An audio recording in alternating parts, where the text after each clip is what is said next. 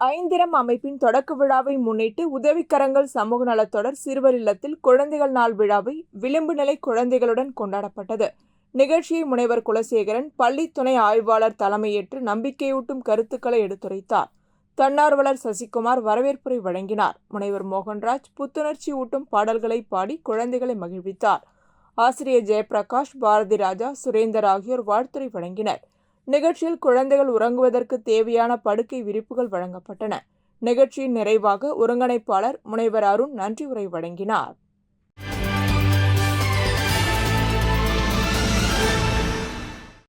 புதுச்சேரி அரசு அறிவியல் தொழில்நுட்பம் மற்றும் சுற்றுச்சூழல் துறை புதுச்சேரி மாசு கட்டுப்பாட்டு குழுமம் சார்பில் பசுமை புதுச்சேரி இயக்கத்தின் கீழ் தாயின் பெயரில் வீட்டுக்கு ஒரு மரக்கன்றுகள் வழங்கிட திட்டமிடப்பட்டுள்ளது.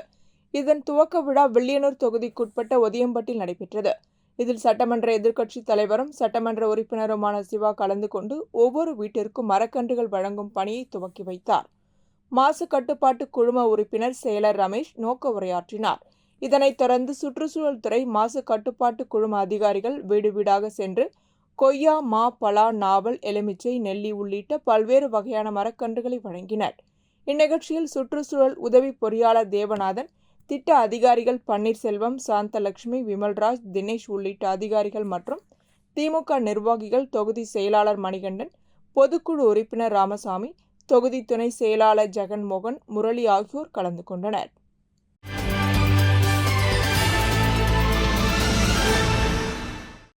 புதுச்சேரி அரசு நலவழித்துறை மற்றும் காலாப்பட்டு அரசு சுகாதாரம் மற்றும் நல்வாழ்வு மையம் சார்பில் புகையிலை இல்லாத இளைஞர் பிரச்சாரம் மற்றும் எதிர்ப்பு தினத்தை அனுசரித்து பெரிய காலாப்பட்டு செவாலியர் செலான் அரசு ஆண்கள் மேல்நிலைப் பள்ளியில் பயிலும் மாணவர்களிடையே விழிப்புணர்வு நடைபாதை பேரணி நடைபெற்றது.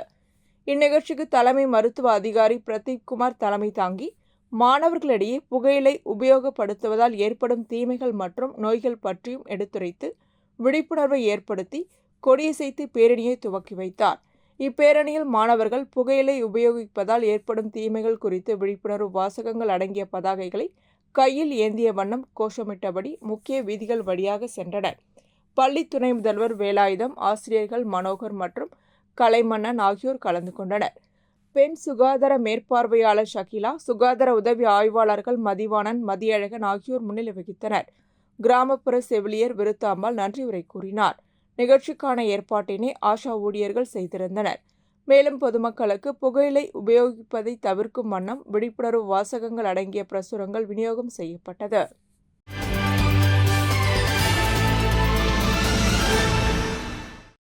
புதுச்சேரி ஹெரிடேஜ் ரவுண்ட் டேபிள் சார்பில் காக்கி உடை வீரர் விழா முதலியார்பேட்டை பகுதியில் நடைபெற்றது. விழாவில் ஆளுநர் கைலாசநாதன் கலந்து கொண்டு சிறப்புரையாற்றினார். தொடர்ந்து சிறப்பாக பணியாற்றிய பல்வேறு சாதனைகள் புரிந்த காவல்துறையினருக்கு பதக்கம் மற்றும் பாராட்டு சான்றிதழ்களை வழங்கினார். விழாவில் அமைச்சர் நமச்சிவாயம், சட்டமன்ற உறுப்பினர் சம்பத், டிஜிபி ஷாலினி சிங், ஐஜி அஜித்குமார் சிங்லா, டிஐஜிக்கள் சத்யசுந்தரம், பிரிஜேந்திரகுமார் மற்றும் காவல்துறை உயர் அதிகாரிகள் பங்கேற்றனர்.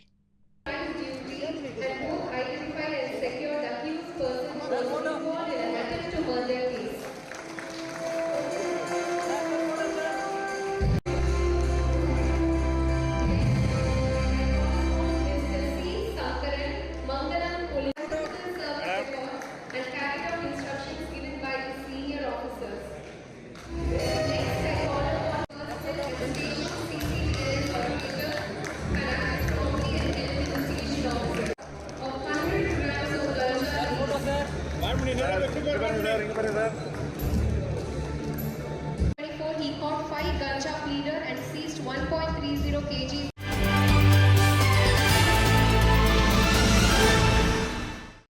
புதுச்சேரி தாகூர் அரசு கலை அறிவியல் கல்லூரி சார்பில் இந்திய சமூக அறிவியல் மற்றும் ஆராய்ச்சி நிறுவன நிதியுதவியுடன் இந்திய மயமாக்கல், ஆங்கில ஆய்வுகள் வடிவம் மற்றும் கோட்பாடு எனும் தலைப்பிலான 2 நாள் தேசிய கருத்தரங்கம் சுப்பிரமணிய பாரதியார் கருத்தரங்க கூடத்தில் நடைபெற்றது. கருத்தரங்கில் கல்லூரி முதல்வர் முனைவர் சசிகாந்தாஸ் வரவேற்புரை வழங்கினார். கருத்தரங்க தொடக்க விழாவில் அமைச்சர் நமச்சிவாயம் கலந்து கொண்டு குத்துவிளக்கேற்றி கருத்தரங்கை தொடங்கி வைத்தார். லாஸ்பேட்டை சட்டமன்ற உறுப்பினர் வைத்தியநாதன் கலந்து கொண்டார். பிலாஸ்பூர் காசிதாஸ் பல்கலைக்கழக துணைவேந்தர் டாக்டர் அலோக்குமார் சக்ரவால் சிறப்புரை வழங்கினார். தொடர்ந்து Chennai Indian Institute of Technology பேராசிரியர் ஜோதிர் மய திருப்பாதி கருத்தரங்க மைய உரையாற்றினார். இக்கருத்தரங்கின் ஒருங்கிணைப்பாளர் முனைவர் மகேந்திர ஜெகநாத் துத்தி கருத்தரங்கின் நோக்கத்தை தெளிவுபடுத்தினார். 2 நாட்கள் நடைபெறவுள்ள கருத்தரங்க அமர்வுகளில் 40க்கும் மேற்பட்ட பேராசிரியர்கள், ஆய்வாளர்கள், அறிஞர்கள் ஆய்வுரை வழங்க உள்ளனர். கருத்தரங்கின் இணை ஒருங்கிணைப்பாளர் முனைவர் அஞ்சு நாயர் நன்றி கூறினார். கருத்தரங்கில் ஆங்கிலத்துறை பேராசிரியர்கள், ஆய்வாளர்கள், அனைத்து துறை பேராசிரியர்கள், மாணவர்கள் கலந்து கொண்டனர்.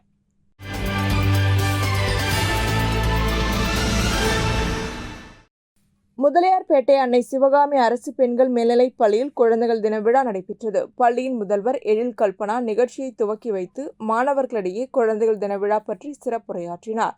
பள்ளியின் தலைமை ஆசிரியர் தட்சிணாமூர்த்தி, பொறுப்பாசிரியர் அன்புமணி மற்றும் காயத்ரி ஆகியோர் முன்னிலை வகித்தனர். இந்நிகழ்ச்சியில் பல்வேறு போட்டிகளில் வெற்றி பெற்ற மாணவிகளுக்கு பரிசளிப்பு மற்றும் கண்ணை கவரும் கலை நிகழ்ச்சிகள் நடைபெற்றது. இந்நிகழ்ச்சியை ஆசிரியர்கள், மாணவிகள் கண்டுகளித்தனர். இதற்கான ஏற்பாடுகளை அனைத்து ஆசிரியர்கள், அலுவலக ஊழியர்கள் செய்திருந்தனர்.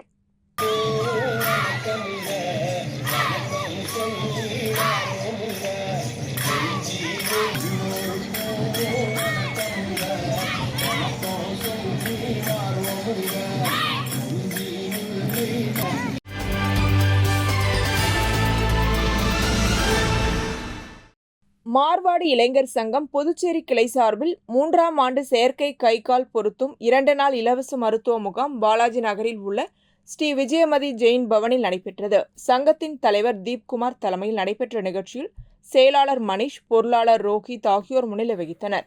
விழாவில் மாவட்ட ஆட்சியர் குலோத்துங்கன் கலந்து கொண்டு இலவச மருத்துவ முகாமினை தொடங்கி வைத்து வாழ்த்துரை வழங்கினார். இந்த முகாமில் புதுச்சேரி மற்றும் கடலூர், விழுப்புரம், திண்டிவனம் உள்ளிட்ட தமிழக பகுதிகளைச் சேர்ந்த 150க்கும் மேற்பட்ட மாற்றுத்திறனாளிகள் கலந்து கொண்டு பயன்பெற்றனர். இந்நிகழ்ச்சியில் சங்கத்தின் நிர்வாகிகள், உறுப்பினர்கள் மற்றும் மாற்றுத்திறனாளிகள் கலந்து கொண்டனர்.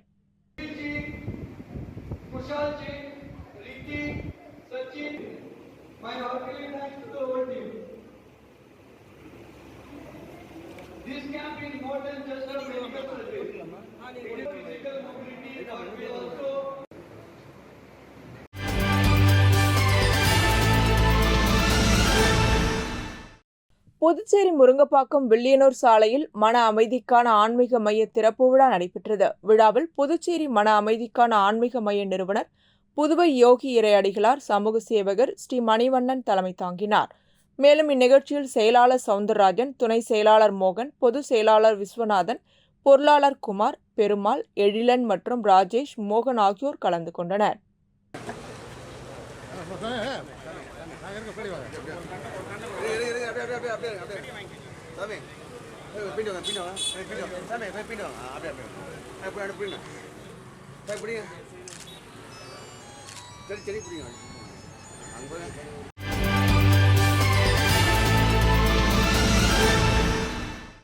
அரியாங்குப்பம் அரசு ஊரக வளர்ச்சித்துறை வட்டார வளர்ச்சி அலுவலகம் மற்றும் புதுச்சேரி மாநில ஊரக வாழ்வாதார இயக்கம் மூலம் மணவெளி தொகுதியில் உள்ள மகளிர் சுய உதவி குழுக்களுக்கு சமுதாய முதலீட்டு நிதிக்கடன், நலிவுற்றோர் நிதிக்கடன், பிரதான் மந்திரி உணவு பதப்படுத்துவோர் சிறப்பு கடன், வங்கி இணைப்பு கடன் மற்றும் துவக்க நிதி என ரூபாய் 1,56,00,000 கடன் உதவிக்கான காசோலைகளை சட்டமன்ற உறுப்பினரும் சட்டப்பேரவைத் தலைவருமான ஏம்பலம் செல்வம் 205 பயனாளர்களுக்கு தவளக்குப்பத்தில் உள்ள தனியார் மகாலில் நடைபெற்ற நிகழ்ச்சியில் வழங்கினார். இந்நிகழ்ச்சியில் அரியாங்குப்பம் வட்டார வளர்ச்சி அதிகாரி கார்த்திகேசன், இணை வட்டார வளர்ச்சி அதிகாரி சுப்பிரமணியன், செயல் அதிகாரி கார்த்திகேயன் மற்றும் அப்பகுதி முக்கிய பிரமுகர்கள் மற்றும் ஆண்டியார்பாளையம் சிவா, சுமதி மற்றும் மகளிர் சுய உதவி குழுவை சேர்ந்த பெண்கள் கலந்து கொண்டனர். கலைமகள் குழு 3,50,000 ரூபாய், கலைமகள் குழுவை தொடர்ந்து திருவிக்கா மகளிர் குழு,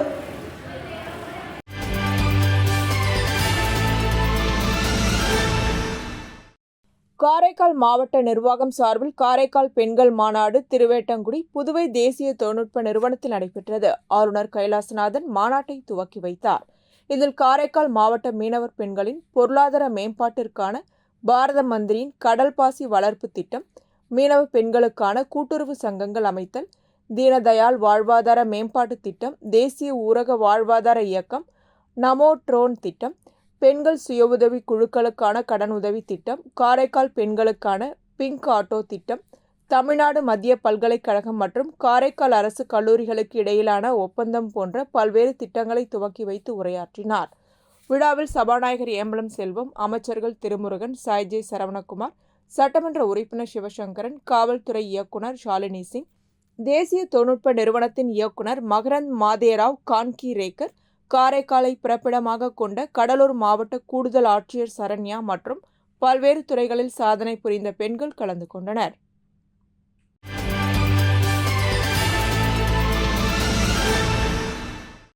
புதுச்சேரி பல்கலைக்கழகத்தில் அகில இந்திய தொழில்நுட்ப கல்வி குழுமம் சார்பில் தேசிய கல்வி மாநாடு தொடங்கியது.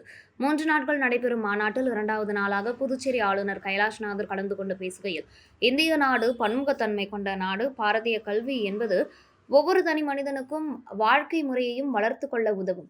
இந்திய மொழிகள் நவீன அறிவியல் மற்றும் தொழில்நுட்பம், கல்வி, வேலைவாய்ப்பு, நீதி மற்றும் நிர்வாகம் ஆகியவற்றின் மொழியாக உருவாக்கப்பட வேண்டும். உள்ளூர் மற்றும் பிராந்திய வரலாற்றுக்கும் முக்கியத்துவம் கொடுக்கப்பட வேண்டும். புதுச்சேரி தேசிய கல்விக் கொள்கையின் செயல்படுத்தும் முன் மாதிரியாக மாற வேண்டும். மாணவர்களின் அறிவுத்திறனுக்கு ஏற்ப திட்டங்கள் உருவாக்க வேண்டும். சுப்பிரமணிய பாரதியார் பிறந்த நாளான டிசம்பர் 11ஆம் தேதி பாரதிய பாடஷா திவாஸ் என்று மத்திய அரசு அறிவித்துள்ளது. எனவே இந்திய மொழிகளில் ஒற்றுமைக்கான நடவடிக்கைகளில் மையமாக புதுச்சேரி மாற வேண்டும்.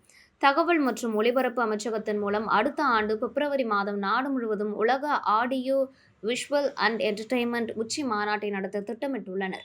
மாணவர்கள் சவால்களை வென்று உலக அளவில் தங்கள் திறமைகளை வெளிப்படுத்த வேண்டும் என்று ஆளுநர் கைலாசநாதன் தெரிவித்தார். இந்த நிகழ்ச்சியில் கல்வித்துறை அமைச்சர் நமச்சிவாயம், உத்தரகாண்ட் கல்வித்துறை அமைச்சர், புதுச்சேரி பல்கலைக்கழக துணைவேந்தர் மற்றும் பல்கலைக்கழக மாணவர்கள் கலந்து கொண்டனர்.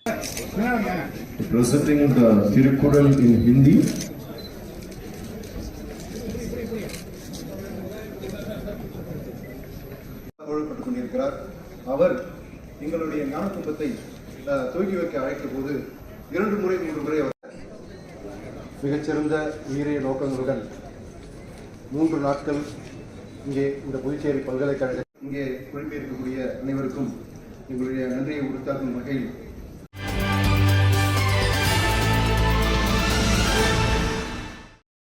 36வது சப் ஜூனியர் ஆண்களுக்கான தேசிய tennis championship Jammu and Kashmir Gandhi நகரில் உள்ள கிரீன் பீல்ட் விளையாட்டு மைதானத்தில் நடைபெற்றது. India Jammu and Kashmir tennis சங்கம் ஏற்பாடு செய்திருந்த இந்த நிகழ்ச்சியில் இந்தியா முழுவதிலும் 23 மாநிலங்களிலிருந்து பங்கு கொண்டனர். புதுச்சேரி அணி இறுதிப் போட்டியில் பலமுறை சாம்பியனான தமிழகத்தை வீழ்த்தி வெற்றி பெற்றது குறிப்பிடத்தக்கது. ஆல்பா மெட்ரிகுலேஷன் மேல்நிலைப்பள்ளி மாணவர் ஸ்ரீநாத் இவ்வெற்றியில் முக்கிய பங்கு வகித்தார். இதற்கு முன்பு ஸ்ரீநாத் 29வது மாநில அளவிலான சப் ஜூனியர் மற்றும் ஜூனியர் டென்னிஸ் சாம்பியன்ஷிப்பில் 2024-25 ஒற்றையர் மற்றும் இரட்டையர் பிரிவுகளில் முதலிடம் பிடித்து வெற்றி பெற்றது குறிப்பிடத்தக்கது. தேசிய டென்னிஸ் சாம்பியன்ஷிப்பில் தங்கம் வென்ற மாணவன் ஸ்ரீநாத்தை ஆல்பா கல்வி குழுமங்களின் இயக்குனர் தனத்யாக அவர்கள் பொன்னாடை போர்த்தியும் இனிப்புகள் வழங்கியும் மலர் கொத்து கொடுத்தும் பாராட்டி மகிழ்ந்தார். இந்த நிகழ்வின் போது மாணவனின் பெற்றோரும் உடனிருந்தனர்.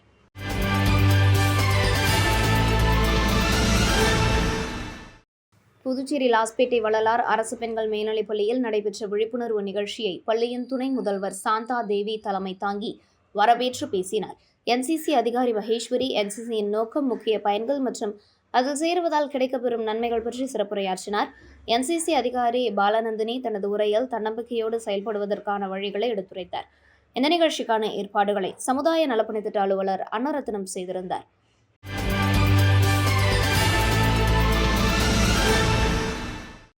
காராமணிக்குப்பம் ஜீவானந்தம் அரசு மேல்நிலைப்பள்ளியில் போதை ஒழிப்பு, மன அழுத்தம் மற்றும் தற்கொலை தடுப்பு விழிப்புணர்வு நிகழ்ச்சி நடைபெற்றது. பள்ளியின் துணை முதல்வர் ராமச்சந்திரன் அனைவரையும் வரவேற்று பேசினார். இந்திரா காந்தி அரசு மருத்துவமனை மனநல மருத்துவர் அரவிந்தன் மற்றும் மனநல ஆலோசகர் ராஜா ஆகியோர் மாணவர்களுக்கு போதை பழக்கத்தால் ஏற்படும் விளைவுகளையும் தீங்கினையும் விளக்கமாக எடுத்துரைத்தனர். மேலும் மன அழுத்தம் மற்றும் தற்கொலை தடுப்பு விழிப்புணர்வு பற்றியும் மாணவர்களிடையே விரிவாக எடுத்துரைத்தனர். தொடர்ந்து மாணவர்கள் அனைவரும் போதைப்பொருள் ஒழிப்பு உறுதிமொழி எடுத்துக்கொண்டனர்.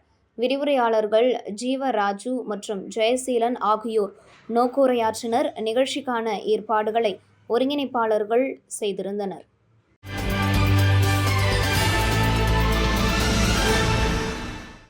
உருளையன்பேட்டை தொகுதிக்குட்பட்ட புதுப்பாளையம் வார்டு ராஜாநகர் பகுதியில் ஆரம்ப சுகாதார நிலையம் அமைப்பதற்கான பணிகள் நடைபெற்று வருகிறது.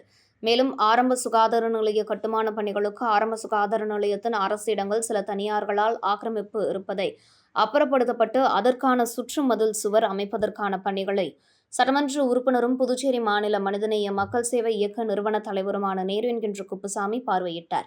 உடனடியாக சுற்றுமதில் சுவர் அமைத்து ராஜா நகர் மற்றும் அதனை சுற்றியுள்ள பகுதிகளில் வசிக்கும் மக்கள் பயன்பெறும் விதமாக ஆரம்ப சுகாதார நிலையம் திறப்பதற்கு நடவடிக்கை எடுக்குமாறு அதிகாரிகளை கேட்டுக்கொண்டார்.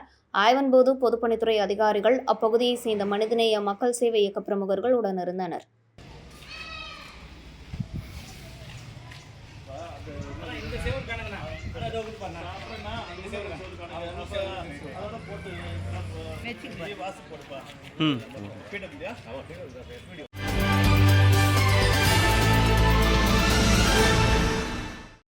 புதுச்சேரி மாநில அதிமுக செயலாளர் அன்பழகன் செய்தியாளர்களை சந்தித்தார். அப்போது அவர், புதுவையை ஆளும் அரசுகள் எதுவாக இருந்தாலும் மீனவர்களின் நலனில் அக்கறை செலுத்தியது இல்லை.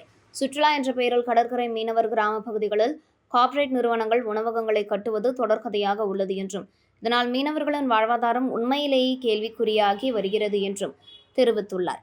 மேலும் கடந்த திமுக காங்கிரஸ் ஆட்சியின் போது மத்திய அரசு நிதி உதவியுடன் மெரினா கடற்கரை உருவாக்கப்பட்டது. அங்கு கட்டப்பட்ட கடைகள் மீனவ சமுதாயத்திற்கு தொடர்பில்லாதவர்களுக்கு தாரை வார்க்கப்பட்டது.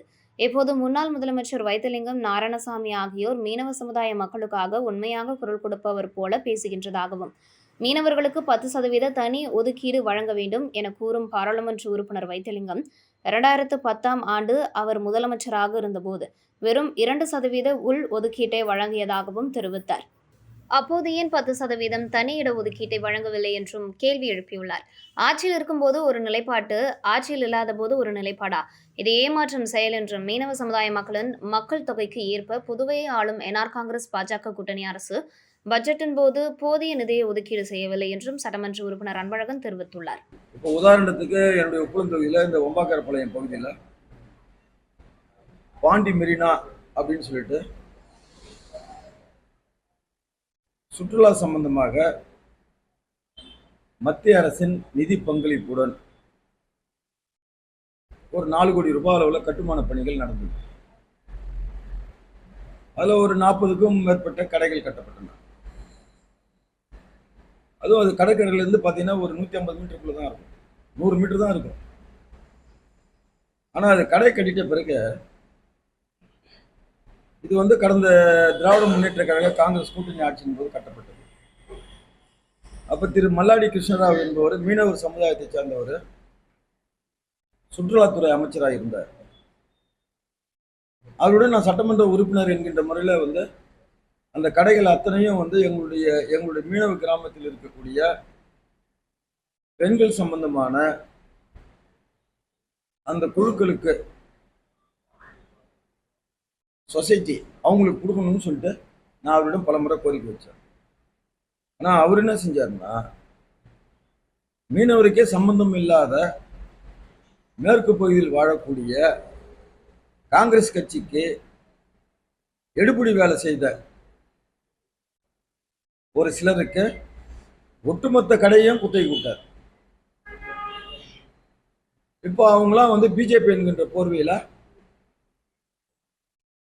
அரசுக்கு வர வேண்டிய நியாயமான வருவாயை கொள்ளையடித்துக் கொண்டோம், தங்களுக்கு விட்ட இடத்தை விட பல மடங்கு அதிகப்படுத்தியும் 100க்கும் மேற்பட்ட கடைகளை சட்டத்துக்கு விரோதமாக கட்டியும்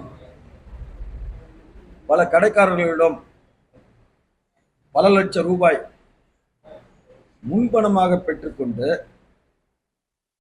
அரசாங்கத்துக்கு சொந்தமான இடத்துல அரசாங்கத்துடைய நிதியுடன் கட்டப்பட்ட அந்த கடையை மொத்தமாக வந்து இன்றைக்கு வந்து குறுக்கு வழியில் சட்டத்துக்கு விரோதமாக ஒரு 4 நபர்கள், மீனவருக்கு சம்பந்தமே இல்லாத 4 நபர்கள்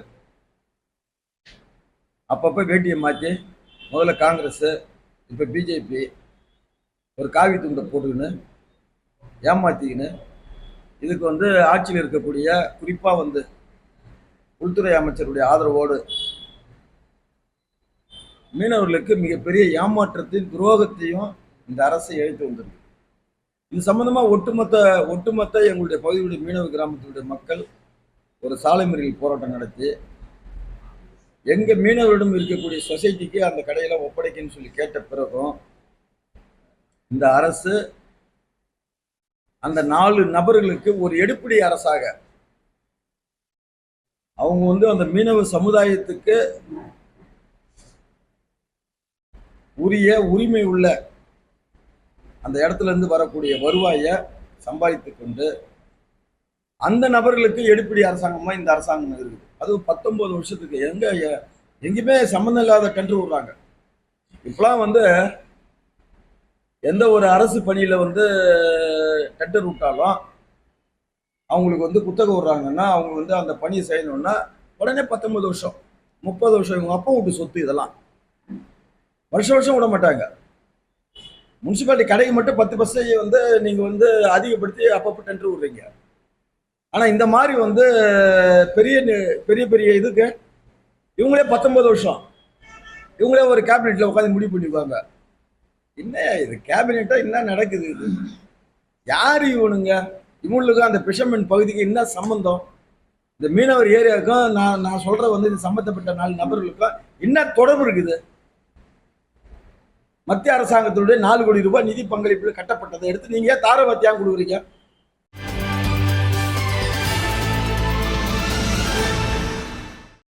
உலக மீன்வள தினம் ஒவ்வொரு ஆண்டும் நவம்பர் 21ஆம் தேதி உலகம் முழுவதும் கடைபிடிக்கப்படுகிறது. காரைக்காலில் பிரசித்தி பெற்ற மீனவர்களுக்கான படகு போட்டியானது நவம்பர் 21ஆம் தேதி அரசலாற்றில் நடத்தப்பட்டது. விழாவில் சட்டமன்ற தலைவர், விவசாயத்துறை அமைச்சர், குடிமைப்பொருள் வழங்கல் துறை அமைச்சர், ஆதிதிராவிடர் நலத்துறை அமைச்சர், காரைக்கால் மாவட்ட ஆட்சியர், காரைக்கால் மாவட்ட முதுநிலை காவல் கண்காணிப்பாளர், காரைக்கால் மீனவர் நலத்துறை துணை இயக்குநர் மற்றும் அரசு துறை அதிகாரிகள், மீனவ கிராம பஞ்சாயத்தார்கள், முக்கிய பிரமுகர்கள், பொதுமக்கள் கலந்து கொண்டனர். இந்த படகு போட்டியில் மண்டபத்தூர், காளிக்குப்பம் மற்றும் பட்டினச்சேரி மீனவ கிராமங்கள் முதல் 2ஆம் மற்றும் 3ஆம் இடத்தினை பெற்றனர். இவர்களுக்கு மாவட்ட ஆட்சியர் ரொக்கப்பரிசு மற்றும் கோப்பைகளை வழங்கினர். நிகழ்ச்சிக்கான அனைத்து ஏற்பாடுகளையும் காரைக்கால் மீன்வளம் மற்றும் மீனவ நலத்துறை அலுவலர்கள் மற்றும் ஊழியர்கள் செய்திருந்தனர்.